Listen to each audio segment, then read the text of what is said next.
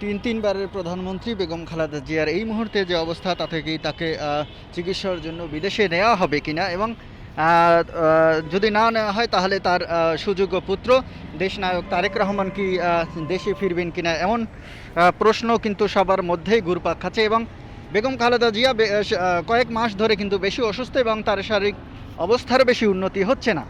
এরপরেও তিনি কিন্তু দেশের বিভিন্ন অনুষ্ঠানে তিনি যোগ দিয়েছেন, যেমন সর্বশেষ তিনি সেনাকুঞ্জে যোগ দিয়েছিলেন এবং সেখানে যোগ দেওয়ার পর কিন্তু দেশের সর্ববৃহৎ নেতা এবং দেশের প্রশাসন সবার সাথেই কিন্তু তার কুশল বিনিময় হয়, বিরোধী দলীয়দের মধ্যে কুশল বিনিময় হয়। এরপরে তার শারীরিক অবস্থা একটু খারাপ হলে রাজধানীর এভার কেয়ার হসপিটালে তাকে নেওয়া হয় এবং এভার কেয়ার হসপিটালে নেওয়ার পর তার বিভিন্ন সমস্যা কিন্তু নতুন করে ধরা পড়ে, যেমন লিভার নিউমোনিয়া সহ ফুসফুস এগুলোয় কিন্তু তার ব্যাপক সমস্যা দেখা যায়। এরপরে তাকে নিবিড় পর্যবেক্ষণে রাখা হয় এবং এই খবর দেশে ছড়িয়ে পড়তে তার নেতাকর্মী ভক্তনুরাগীরা কিন্তু এভার কেয়ার হসপিটালের সামনে ভিড় করে দোয়া করতে থাকেন দেশবাসী।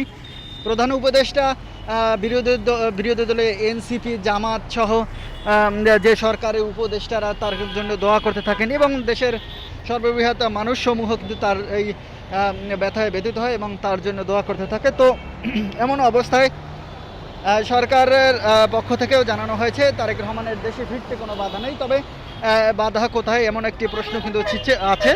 তো তারেক রহমান তিনিও বলেছেন যে দেশে ফেরা তার একার সিদ্ধান্তের উপর নয়। তো এই মুহূর্তে তাহলে কি তারেক রহমান ফিরছেন দেশে এমন প্রশ্ন আপনাদের কাছে, এবং